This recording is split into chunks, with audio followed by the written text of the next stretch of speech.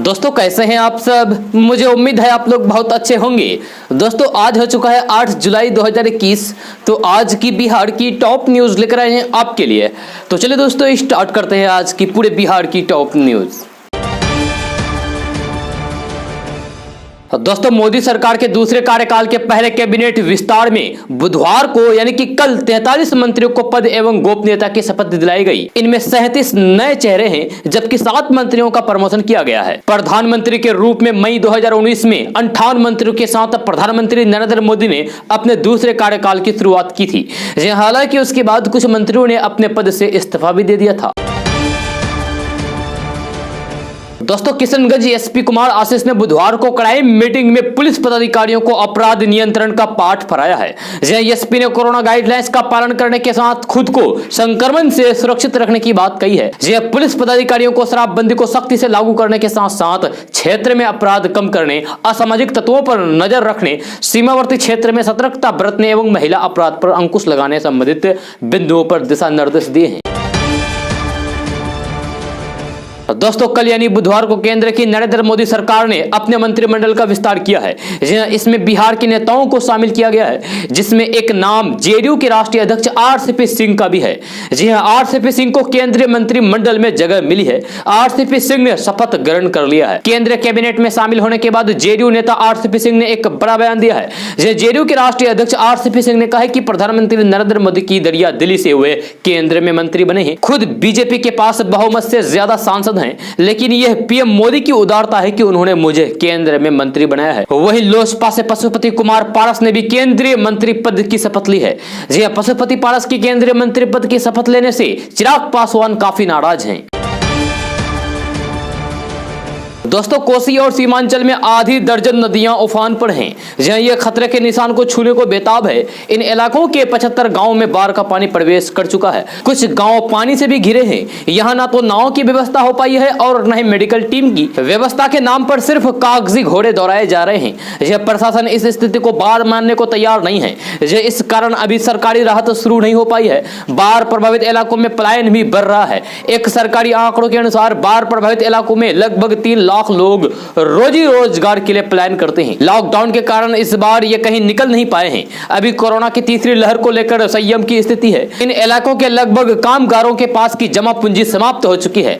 इसका परिणाम यह हुआ कि इनके बच्चे और सौजन यानी कि परिजन सरकारी सहायता की ओर टकटकी लगाए बैठे हैं। सुपौल जिले के 3 प्रखंड किशनपुर, चरायगढ़ और मरोना के 46 गाँव में बाढ़ का पानी प्रवेश कर गया है। उधर किशनगंज जिले के देगल बैंक, ठाकुरगंज और कोचाधमन प्रखंड के निचले इलाकों के 22 गांवों में बाढ़ का पानी घुस चुका है। कुछ लोग बाढ़ के खतरे को देखते हुए ऊंचे स्थानों पर शरण भी ले रहे हैं। प्रशासनिक अधिकारियों ने किशनगंज में 122 स्थानों को बाढ़ पीड़ितों के लिए चिन्हित किया है। ठाकुरगंज के कुछ लोगों ने बताया है कि उन्हें राहत के नाम पर कुछ नहीं मिला है। किसी तरीके से कोरोना के कहर के बीच हुए लोग बाढ़ की लहर से जूझ रहे हैं। कटिहार जिले की स्थिति थोड़ा अलग है। यहाँ आबादी के बीच पानी नहीं घुसा है, लेकिन खेत खलियान डूबे हुए हैं। इस इलाके के हजारों किसानों द्वारा तैयार किए गए धान के बिचड़े बर्बाद हो गए हैं। सहरसा में बलान नदी का जलस्तर बढ़ने से महिषी प्रखंड के आधा दर्जन से अधिक गांव में बाढ़ का पानी प्रवेश कर चुका है। लोगों को आने जाने में काफी परेशानी हो रही है। दोस्तों चोरी की वारदातें अक्सर चर्चा का विषय बनी रहती है, लेकिन मध्य प्रदेश के भिंड में हुई एक चोरी काफी सुर्खियां बटोर रही है। इसकी वजह है चोर द्वारा लिखा गया पत्र, जिसमें उसने चोरी की सामान की पूरी कीमत लौटाने का वादा किया है। उस पत्र में जी हां, दरअसल चोर ने कीमती सामान चुराने के बाद एक पत्र छोड़कर घर के मालिक से कहा है कि वह अपने दोस्त की जान बचाने के लिए ये चोरी कर रहा है और बाद में सारा पैसा लौटा देगा। जी हां, कोतवाली थाना के सहायक उप निरीक्षक कमलेश कटारे ने मंगलवार को बताया है कि छत्तीसगढ़ में नौकरी करने वाले पुलिस के एक सिपाही के घर में चोरी की यह वारदात पिछले सप्ताह हुई थी। यह सिपाही का परिवार भिंड शहर में रहता है। वारदात के समय घर में कोई नहीं था। सिपाही की पत्नी बच्चे सहित मायके गई हुई थी। कटारे के अनुमान चोर ने मकान में चोरी करने के बाद एक चिट्ठी वहां छोड़ दी। चोर ने अपने पत्र में लिखा है कि सॉरी दोस्त, मजबूरी थी, मैं ऐसा नहीं करता तो मेरे दोस्त की जान चली जाती। टेंशन मत लेना, जैसे ही पैसे आएंगे तुम्हारे घर में फेंक कर चला जाऊंगा। तुम पैसे की बिल्कुल भी टेंशन मत लेना। लेटर के अंत में चोर ने ने धूम 3 लिखकर खुद को अच्छा इंसान भी बताया है। यह चोर का यह पत्र वायरल हो रहा है, पूरे इलाके में बस इसी की चर्चा है। उप निरीक्षक कटारे ने बताया है कि 5 जुलाई की रात घर वापस लौटने पर सिपाही की पत्नी ने कमरों के ताले टूटे हुए और सामान बिखरा हुआ देखा। यह चोर ने सोने चांदी के कुछ गहने चुराए हैं। उन्होंने बताया कि चोरी की वारदात में परिवार के किसी परिचित के शामिल होने की आशंका है। यह पुलिस मामला दर्ज करके जांच कर रही है। वैसे चोर का पत्र देखकर पीड़ित परिवार को कुछ उम्मीद भी है कि उनका पैसा उन्हें मिल सकता है। दोस्तों, बॉलीवुड से फिर एक दुखद खबर है। जी हाँ, हिंदी सिनेमा के दिग्गज कलाकार दिलीप कुमार का कल सुबह निधन हो गया। जी हाँ, बुधवार को दिलीप कुमार ने 98 साल की उम्र में अंतिम सांस ली। आपको बता दें कि लंबे वक्त से दिलीप कुमार बीमार चल रहे थे। दिलीप कुमार ने कल सुबह 7:30 बजे मुंबई के खार हिंदुजा अस्पताल में दुनिया को अलविदा कहा। जी हाँ, उनके निधन की पुष्टि उनका इलाज कर रहे डॉक्टर पार्कर ने की। दिलीप कुमार के निधन से बॉलीवुड में शोक की लहर दौड़ गई है। आपको बता दें कि रविवार को दिलीप कुमार की तबीयत बिगड़ गई थी। उन्हें सांस लेने में दिक्कतें हो रही थी, जिसके बाद उन्हें मुंबई के हिंदुजा अस्पताल में भर्ती कराया गया था। जिसके बाद कल उन्होंने अंतिम सांस ली और शाम तक उसको सुपुर्द खाक कर दिया गया। दोस्तों, सरसों तेल के दाम में एक बार फिर से भारी गिरावट आई है। जी हाँ, तो चलिए जानते हैं इसके दाम के बारे में। तो पहले की तुलना में सरसों तेल और रिफाइंड तेल के दामों में कमी दर्ज की गई है। जानकारी के अनुसार कल तक जो सरसों तेल 230 से लेकर 250 के बीच बिक रहा था, वह अब 150 से 180 के बीच बिक रहा है। आयात पर लगे प्रतिबंध हटने का असर दालों पर भी पड़ता दिख रहा है। जी हाँ, पिछले एक महीने में बाजार में देसी उड़द, अरहर, मूंग समेत विभिन्न प्रकार के दालों के दाम में लगातार गिरावट दर्ज की गई है। छोला, मूंग, चने के दाल में किलो में 5 से 6 रुपए का अंतर आया है। जी हाँ, वहीं खाद्य तेलों में धीरे धीरे सुधार होता जा रहा है। 190 तक पहुंच गया सरसों का तेल 155 रुपए और 170 वाला फॉर्च्यून रिफाइंड ऑयल 155 रुपए प्रति लीटर बिक रहा है। खाद्य तेल में यानी कि खाने वाले तेल में औसत 8 रुपए से लेकर 17 रुपए प्रति लीटर तक दाम टूटे हैं।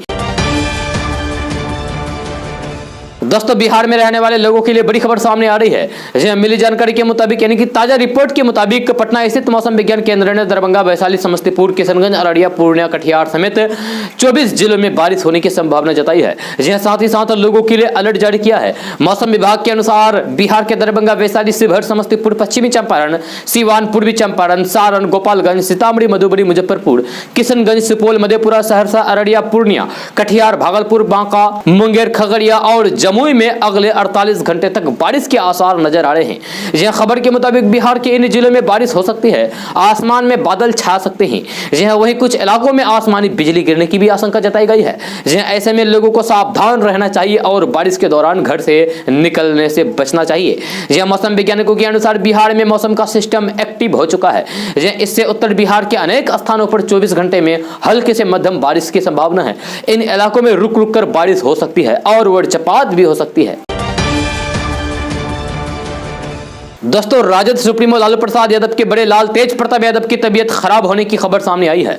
जी सूत्रों के मुताबिक मंगलवार की रात करीब 10 बजे तेज प्रताप यादव की तबीयत खराब होने की खबर मिलने पर नेता प्रतिपक्ष तेजस्वी यादव उनके सरकारी आवास में पहुंचे। जी हाँ, तेज प्रताप यादव की हालात पर डॉक्टर नजर रख रहे हैं। जहां डॉक्टरों के मुताबिक तेज प्रताप यादव की तबीयत स्थिर है। तेज प्रताप यादव को बुखार और बदन दर्द की शिकायत है। दोस्तों, बिहार के पटना, दरभंगा और नालंदा में जमीन की खरीद बिक्री तेजी के साथ हो रही है, लेकिन बहुत से लोगों को जमीन रजिस्ट्री फीस के बारे में पूरी जानकारी नहीं होती है, जिस कारण उन्हें कभी भी आर्थिक नुकसान का भी सामना करना पड़ता है।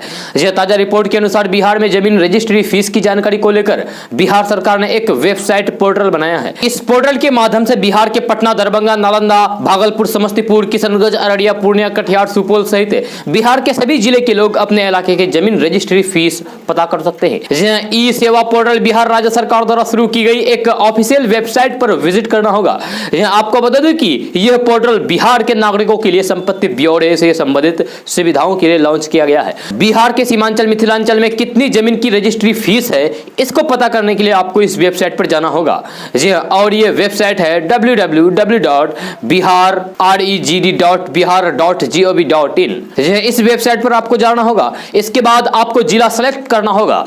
इसके बाद अंचल सेलेक्ट करना होगा। उसके बाद आपको उस क्षेत्र को सेलेक्ट करना होगा जिस जगह आप जमीन खरीद रहे हैं। इसके बाद आपके सामने जमीन का सर्किल रेट दिखाई देगा। जी हाँ, अगर जमीन गांव का होगा तो फिर रूरल लिखा हुआ होगा और अगर जमीन शहर का होगा तो अर्बन लिखा हुआ होगा। दोस्तों, दरभंगा एयरपोर्ट से यात्री विमान सेवा शुरू होने के बाद अब कार्गो विमान सेवा की मांग तेज हो गई है। मई में एयरपोर्ट से मुंबई के लिए 16,225 किलोग्राम लीची की खेप यात्री विमान के लगेज बॉक्स में भेजी गई। इसके बाद मिथिलांचल के किसान यहां की प्रसिद्ध मछली, पान और मखाना को भी देश के अन्य महानगरों में भेजने की तैयारी में है।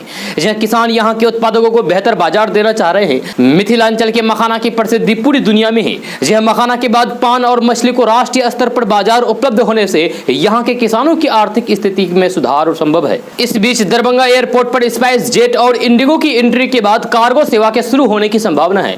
जहां किसानों की उम्मीद जगी है कि अब उनके उत्पाद कुछ ही घंटों में देश के कोने कोने में आसानी से पहुंच सकते हैं। परमंडलीय उद्योग एवं वाणिज्य परिषद के अध्यक्ष पवन कुमार सुरेखा बताते हैं कि अधिक संख्या में विभिन्न कंपनियों की दरभंगा से फ्लाइट होने से न केवल यात्रा सुलभ होगी बल्कि स्थानीय सामान को भी बाजार उपलब्ध होगी। अब तक यहाँ की मुख्य फसलों को बाहर भेजने में उनके खराब होने की संभावना रहती थी। यहाँ के आम, पान आदि उत्पाद जल्द खराब होने वाले उत्पादों में से एक हैं। दोस्तों, मुख्यमंत्री नीतीश कुमार ने मंगलवार को पश्चिमी चंपारण, पूर्वी चंपारण, शिवहर, सीतामढ़ी और मुजफ्फरपुर जिले के बाढ़ग्रस्त इलाकों का हवाई जायजा लिया। बुधवार को वे 3 और बाढ़ग्रस्त जिलों समस्तीपुर, दरभंगा और मधुबनी का जायजा लिया। जहां पटना लौटने के बाद मुख्यमंत्री नीतीश कुमार ने आपदा प्रबंधन विभाग एवं जल संसाधन विभाग के साथ की समीक्षा बैठक की। वीडियो कॉन्फ्रेंस के माध्यम से पश्चिमी चंपारण, पूर्वी चंपारण, मुजफ्फरपुर, सीतामढ़ी और शिवहर जिले के डीएम से भी जुड़े रहे। मुख्यमंत्री नीतीश कुमार ने सभी प्रभावित जिलों के डीएम को हवाई सर्वेक्षण के लिए हेलीकॉप्टर उपलब्ध कराने का निर्देश दिया था। यह उन्होंने कहा कि डीएम अपने अपने जिलों की वास्तविक स्थिति की जानकारी लें और उसके आधार पर आकलन करें। पटना लौटने के बाद सीएम नीतीश कुमार ने कहा कि हमने हवाई सर्वेक्षण के दौरान नदियों की वर्तमान स्थिति का भी जायजा लिया है। हमारी प्राथमिकता में यह काम सबसे ऊपर है। बाढ़ग्रस्त क्षेत्र के हवाई सर्वेक्षण के दौरान जल संसाधन मंत्री संजय कुमार झा, जल संसाधन विभाग के सचिव संजीव हंस और मुख्यमंत्री के सचिव अनुपम कुमार भी मौजूद थे। यह बैठक में मुख्यमंत्री नीतीश कुमार ने कहा कि लोगों की रिलीफ के लिए हम सबको काम करना है, जहां उन्हें हर प्रकार से मदद करनी है। हमने शुरू से ही कहा है कि सरकार के खजानों पर पहला अधिकार आपदा पीड़ितों का है। यह जरूरी है कि समय पर लोगों को सहायता उपलब्ध हो। दोस्तों, कल राष्ट्रपति भवन में मोदी मंत्रिमंडल के नए सदस्यों का शपथ ग्रहण हुआ। जेडीयू के राष्ट्रीय अध्यक्ष आरसीपी सिंह ने कैबिनेट मंत्री के तौर पर शपथ ली। सबसे पहले महाराष्ट्र के पूर्व सीएम रहे नारायण राणे का शपथ ग्रहण हुआ। आरसीपी सिंह ने 5वें नंबर पर शपथ लिया। बिहार से आरसीपी सिंह के अलावा लोजपा के पशुपति पारस को कैबिनेट मंत्री बनाया गया। चिराग पासवान के चाचा पशुपति पारस ने कैबिनेट मंत्री पद की शपथ ली है।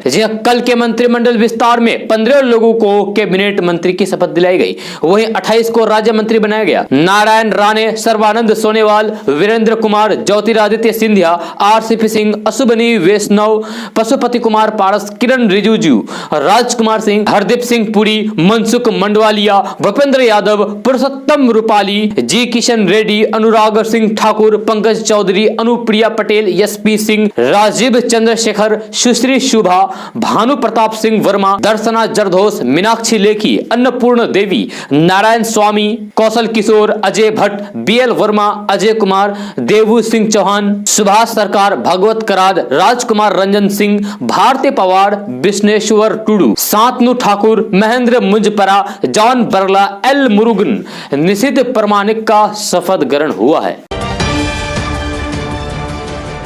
दोस्तों, बिहार के कांग्रेस विधायक राहुल गांधी के साथ बैठक के लिए उनके आवास पहुंचे हैं। इस दौरान कांग्रेस नेता मीरा कुमार ने कहा कि मुख्यमंत्री नीतीश कुमार से बिहार सबल नहीं रहा है। कांग्रेस को कैसे मजबूत किया जाए, इस विषय पर वे राहुल गांधी की राय जान रहे हैं, इसलिए उन्होंने वरिष्ठ नेताओं को आमंत्रित किया है। लोकसभा की पूर्व स्पीकर और वरिष्ठ कांग्रेस नेता मीरा कुमार के अनुसार बैठक में इस बात की चर्चाएं की जाएगी कि बिहार में पार्टी को कैसे और मजबूत किया जा सकता है। इसलिए पार्टी के सभी वरिष्ठ नेताओं को यहां बुलाया गया है। आपको बता दें कि कांग्रेस केंद्रीय नेतृत्व ने बिहार के विधायकों, विधान पार्षदों सहित बिहार इकाई के बड़े नेताओं को तलब किया है। इस बैठक के पीछे माना जा रहा है कि केंद्रीय नेतृत्व प्रदेश कांग्रेस में किसी बड़े बदलाव के पहले राजनेताओं की राय जानने की कोशिश की जा रही है। केंद्रीय नेतृत्व सभी के साथ बैठक करके विरोधी दलों को पार्टी में एकता का संदेश देना चाहती है। माना जा रहा है कि इस बैठक में राहुल गांधी सभी नेताओं से एक एक करके बात करना चाह रहे हैं। इसके लिए उन्होंने बिहार के प्रमुख नेताओं को दिल्ली बुलाया है। इसके बाद वे नेताओं के साथ रणनीति तैयार करके सामूहिक बैठक कर सकते हैं। केंद्रीय नेतृत्व की इस बैठक से कयास लगाए जा रहे हैं कि पार्टी में विरोधियों को एकजुट का संदेश भी देना चाह रहे हैं। दोस्तों भारतीय जनता पार्टी यानी कि भाजपा के दो सहयोगी दल स्वतंत्र रूप से निषाद समुदाय के वोटों पर दावा जताने की होड़ में लगे हैं, जो कि उत्तर प्रदेश में पूर्वांचल और पश्चिमी बिहार में गंगा के किनारे वाले सीमावर्ती इलाकों में बसी एक प्रमुख उपजाति है। यह समुदाय 2022 के उत्तर प्रदेश विधानसभा चुनाव में राष्ट्रीय पार्टी के फिर से सत्ता में लौटने के लिहाज से खासी अहमियत रखता है। जहां बिहार की विकासशील इंसान पार्टी यानी कि वीआईपी और उत्तर प्रदेश की निषाद पार्टी दोनों ही उस समुदाय पर अपनी पकड़ मजबूत करने की कोशिश में जुटी हुई है, जिसकी यूपी की आबादी में करीब 14% हिस्सेदारी है। सारा जोड़ यूपी के उन लगभग 70 सीटों पर है जहां इस समूह खासकर मछुआरा जाति की अच्छी खासी मौजूदगी है। जहां वीआईपी के राष्ट्रीय अध्यक्ष और नीतीश कुमार कैबिनेट में इस पार्टी के एकमात्र मंत्री मुकेश सहनी ने ऐलान किया है कि वे उत्तर प्रदेश के अगले चुनाव में 150 सीटों पर अपने प्रत्याशी उतारेंगे। दोस्तों इन दिनों सड़कों और गलियों में एक दृश्य रोजाना ही देखने को मिल जाता है, जहां लोगों का मोबाइल पर बात करते हुए चलना। यह दृश्य इतना नॉर्मल हो चुका है कि इसमें किसी को कुछ गलत नहीं लगता। जहां हालांकि यह अपने आप में किसी हादसे और फिर अपराध को न्योता देता है, जहां इसका जरा भी अंदाजा किसी को नहीं रहता है। दरअसल जब हम सड़कों पर मोबाइल इस्तेमाल करने जाते हैं तो फिर हमारा पूरा ध्यान उसी में होता है और आसपास की कोई भी खबर हमें नहीं लगती है। जहां इसी का फायदा कुछ लोग उठा लेते हैं और छेड़खानी, चोरी, लूट जैसी वारदात को अंजाम देते हैं। जहां पटना पुलिस भले ही अपराध पर नकेल कसने की बात करती हो, मगर अपराधियों के बीच पुलिस का खौफ बिल्कुल भी नजर नहीं आता है।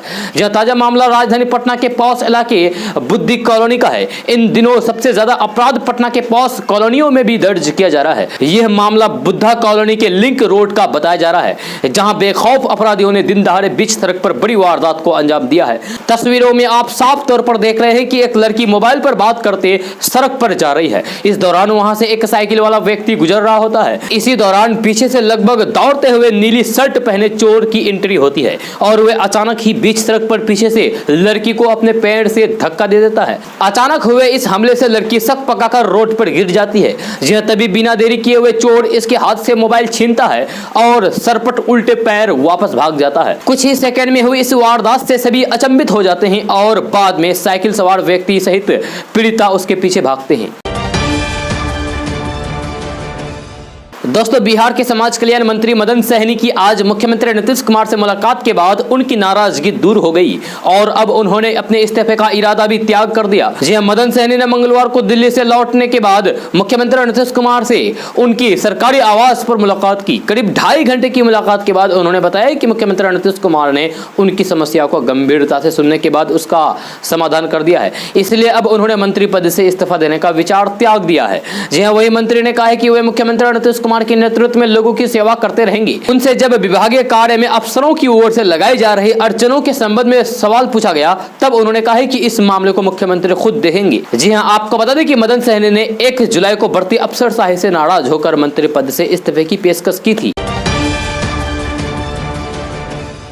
दोस्तों अभिनेता दिलीप कुमार का कल निधन हो गया। जी हां, वे 98 साल के थे। उनके निधन पर बिहार के मुख्यमंत्री नीतीश कुमार ने शोक जताया है। सीएम नीतीश कुमार ने कहा है कि हिंदी फिल्मों की प्रसिद्ध और लोकप्रिय अभिनेता और दादा साहेब फाल्के पुरस्कार से सम्मानित दिलीप कुमार जी के निधन का समाचार अत्यंत दुखद है। जी हां, वे राज्यसभा के सदस्य भी रह चुके थे। उनके निधन से सिनेमा जगत को अपूरणीय क्षति हुई है। ईश्वर उनकी आत्मा को शांति दे। बिहार विधानसभा के अध्यक्ष विजय सिन्हा ने भी दिलीप कुमार के निधन पर शोक जताया है। उन्होंने कहा है कि दिग्गज फिल्म अभिनेता और ट्रेड जी किंग के नाम से मशहूर दिलीप कुमार के निधन की सूचना से मैं मारमत हूं। वह अभिनय जगत के पारस थे। उनके निधन से फिल्म और सामाजिक जगत को अपूरणीय क्षति हुई है।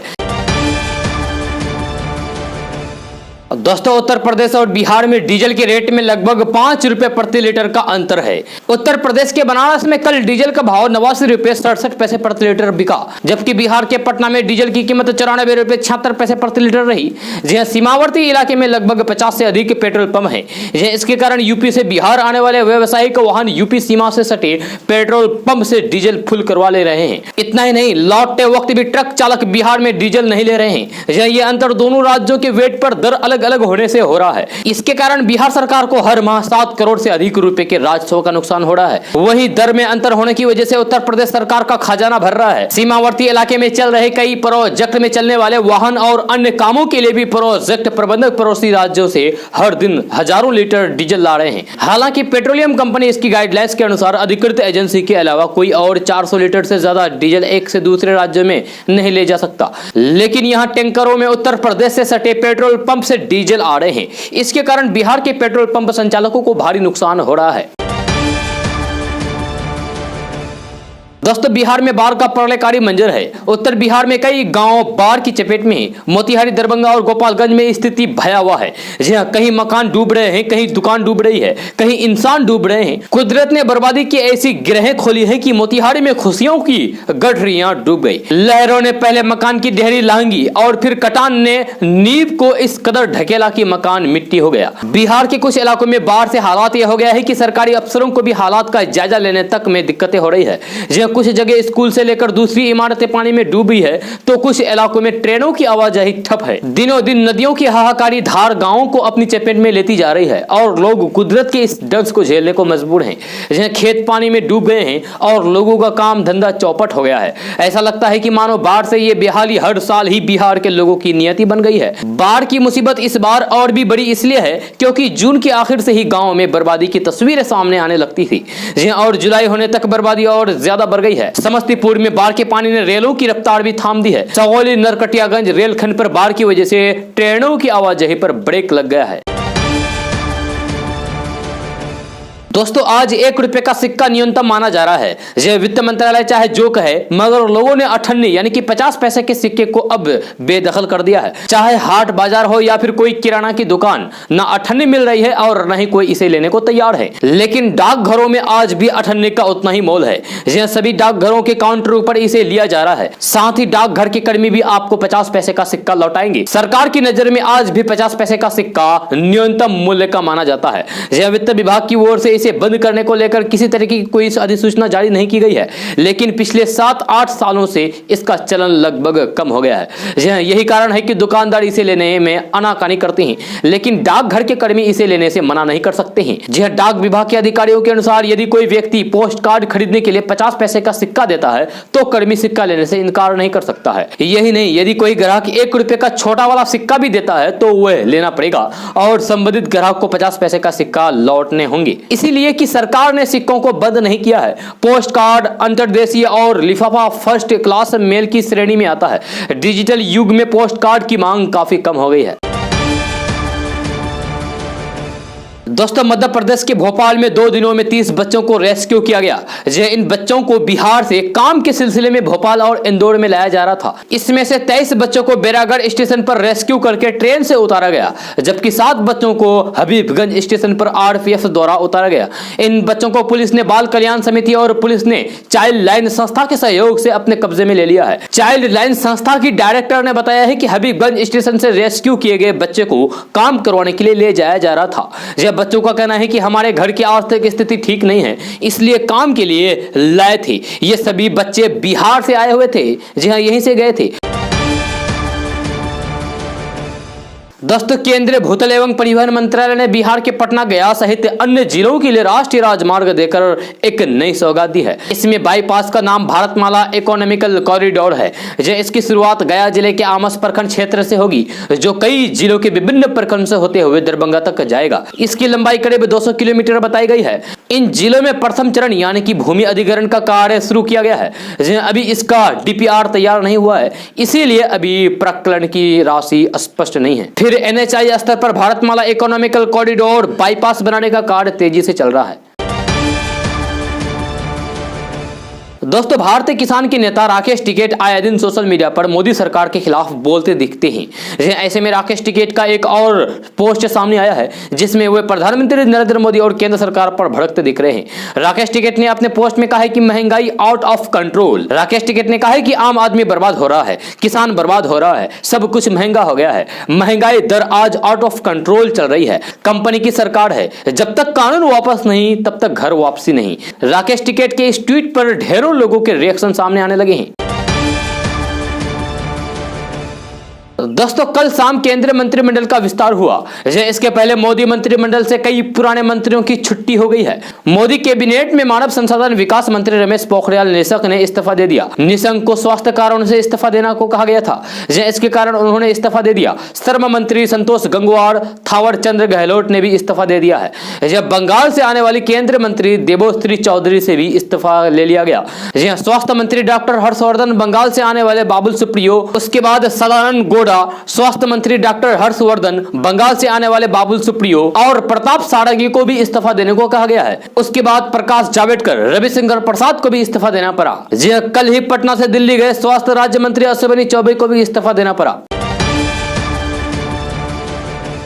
दोस्तों इंडिया पोस्ट ने बिहार ग्रामीण डाक सेवक भर्ती 2021 के लिए एप्लीकेशन की लास्ट डेट आगे बढ़ा दी है। इस भर्ती अभियान के माध्यम से बिहार पोस्टल डाक सर्किल में पोस्ट मास्टर, असिस्टेंट, शाखा पोस्ट मास्टर और डाक सेवक के रिक्त पदों पर योग्य उम्मीदवारों की भर्ती की जाएगी। आधिकारिक वेबसाइट पर अप्लाई की लास्ट डेट अब 30 जून की जगह 14 जुलाई कर दी गई है। कुल 1940 पदों पर योग्य उम्मीदवारों की भर्ती की जाएगी। रिक्तियां बिहार के विभिन्न जिलों बेगूसराय, भागलपुर, कटिहार, मुंगेर, नालंदा, नवादा, पूर्णिया, सहरसा, समस्तीपुर, दरभंगा, पूर्वी चंपारण, मधुबनी, औरंगाबाद, पटना, गया, भोजपुर, पटना साहिब, रोहतास, वैशाली, सीवान, सीतामढ़ी, किशनगंज, पूर्णिया में होगी। किसी मान्यता प्राप्त स्कूल से 10वीं की परीक्षा पास तथा अंग्रेजी और स्थानीय भाषा में पास हुए उम्मीदवार इन पदों पर भर्ती के लिए अप्लाई कर सकते हैं। जहां आवेदन करने के लिए आयु सीमा 18 साल से 40 साल के बीच होनी चाहिए। आवेदन करने के लिए 100 रुपए की एप्लीकेशन फीस जमा करनी होगी।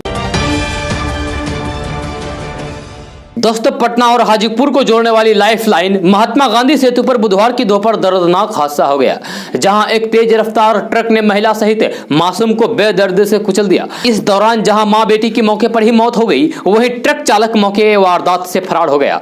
जहां राजधानी पटना में तेज रफ्तार का कहर देखने को मिला, जहां महात्मा गांधी सेतु पर तेज रफ्तार से आ रही ट्रक ने एक महिला समेत 1.5 साल की मासूम को कुचल दिया, जिससे दोनों की घटनास्थल पर ही जान चली गई। वहीं घटना के बाद ट्रक चालक का ड्राइवर भाग निकला। मौके पर पहुंची ट्रैफिक पुलिस कर्मियों ने मामले की छानबीन में जुट गई है।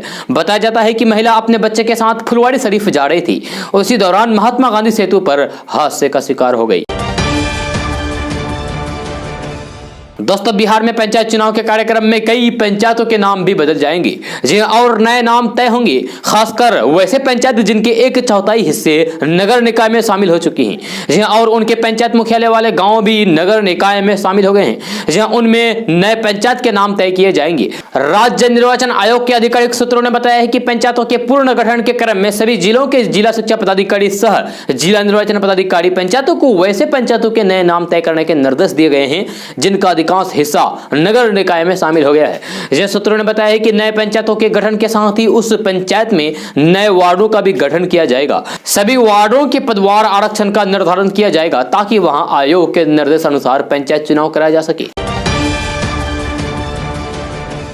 दोस्तों पश्चिम बंगाल की मुख्यमंत्री ममता बनर्जी को कलकत्ता हाईकोर्ट से बड़ा झटका लगा है और अदालत ने जज पर सवाल उठाने के मामले पर 5 लाख रुपए का जुर्माना लगाया है। जी हां, मुख्यमंत्री ममता बनर्जी पर यह मामले की सुनवाई कर रहे जस्टिस कौशिक चंदा ने अपने ऊपर लगे आरोपों को निर्धार बताते हुए 5 लाख रुपए का जुर्माना लगाया है। इन पैसों का इस्तेमाल कोविड-19 के पीड़ित परिवारों के सदस्यों की मदद में किया जाएगा। आपको बता दें कि ममता बनर्जी ने नंदीग्राम में हार के बाद अदालत में दायर याचिका की सुनवाई के लिए जज बदलने की मांग की थी। पश्चिम बंगाल की मुख्यमंत्री ममता बनर्जी ने कलकत्ता हाईकोर्ट के कार्यवाहक मुख्य न्यायाधीश को पत्र लिखकर नंदीग्राम से भाजपा के शुभेंदु अधिकारी के निर्वाचन को चुनौती देने वाली याचिका दूसरी पीठ को सौंपे जाने का अनुरोध किया था। यह ममता बनर्जी ने दावा किया था कि उनकी याचिका पर सुनवाई कर रहे न्यायमूर्ति कौशिक चंदा भाजपा के सदस्य रह चुके हैं। दोस्तों कम होते रोजगार और बढ़ती महंगाई के बीच दिल्ली कोलकाता में पेट्रोल शतक के करीब पहुंच गया है। आम आदमी की क्या स्थिति होगी इसका सहज अंदाजा लगाया जा सकता है। उधर कांग्रेस नेता राहुल गांधी ने पहली के जरिए मोदी सरकार पर निशाना साधा। यह सरकारी तेल कंपनियों की ओर से 5 जुलाई सोमवार को पेट्रोल के दामों में बढ़ोतरी की गई थी। यह डीजल की कीमतों में कोई बदलाव नहीं किया गया था, जबकि पेट्रोल की कीमत 35 पैसे तक बढ़ी है। आज दिल्ली में पेट्रोल का दाम 99 रुपए 86 पैसे प्रति लीटर है, जबकि डीजल का दाम 89 रुपए 36 पैसे प्रति लीटर है। मुंबई में पेट्रोल की कीमत 105 रुपए 92 पैसे और डीजल की कीमत 96 रुपए 91 पैसे प्रति लीटर है। वहीं राजस्थान, बिहार, मध्य प्रदेश, महाराष्ट्र, आंध्र प्रदेश, तेलंगाना, कर्नाटक, ओडिशा, जम्मू कश्मीर और लद्दाख में पेट्रोल का भाव 100 रुपए को पार हो चुका है। मुंबई, हैदराबाद और बेंगलुरु, बिहार में पेट्रोल पहले ही शतक लगा चुका है। कांग्रेस नेता राहुल गांधी ने ट्विटर पर रोचक अंदाज में मोदी सरकार पर निशाना साधा है। उन्होंने लिखा है कि मित्रों वाला राफेल है, टैक्स वसूली महंगा तेल है, पीएसयू पीएसबी की अंधी खेल है, सवाल करो तो जेल है। फिर उन्होंने पहली बुझ खाली स्थान भरने को कहा। राहुल गांधी के ट्विटर की आखिरी लाइन मोदी सरकार है। दोस्तों, मेघालय में बुधवार की शाम 5.2 तीव्रता वाले भूकंप के जोरदार झटके महसूस किए गए। यह भूकंप के झटके उत्तरी बंगाल के इलाकों में भी महसूस किए गए हैं। यह भूकंप के झटके इतने तेज थे कि दार्जिलिंग और कुछ बिहार सहित उत्तर बंगाल के कई इलाकों में महसूस किए गए। यह नेशनल सेंटर फॉर सिस्मोलॉजी के मुताबिक भूकंप का केंद्र मेघालय के तूरा में था। अभी तक किसी की जान माल की नुकसान की खबर नहीं है। आपको बता दें कि जुलाई महीने में हरियाणा, दिल्ली, महाराष्ट्र और गुजरात में भूकंप के झटके महसूस किए गए हैं। यह 2 दिन पहले हरियाणा के झज्जर में भूकंप के झटके महसूस किए गए थे। दोस्तों, महाराष्ट्र के मुख्यमंत्री उद्धव ठाकरे ने मंगलवार को बीजेपी से नजदीकों पर दिलचस्प बयान दिया है। जहां उद्धव ठाकरे ने कहा है कि बीजेपी शिवसेना 30 साल तक गठबंधन में रहे, तब कुछ नहीं हुआ तो फिर अब क्या होगा। मेरे दोनों तरफ ये दोनों बैठे हैं, एक तरफ बाला साहेब थोराट और दूसरी तरफ अजित पवार। मैं इनके बीच से उठकर कहां जाऊंगा। दोस्तों, आज का न्यूज बस यहाँ तक। कैसे लगा जरूर अपना सुझाव दीजिएगा नीचे कमेंट बॉक्स में कमेंट करके। अगर आप नए आए इस चैनल पर तो फिर चैनल को सब्सक्राइब करके बेल आइकन को भी प्रेस कर दीजिए और साथ में वीडियो को लाइक कर दीजिए, अपने दोस्तों के साथ शेयर भी कीजिए। तो चलिए दोस्तों, फिर मिलते हैं अगले वीडियो में। जय हिंद, जय बिहार।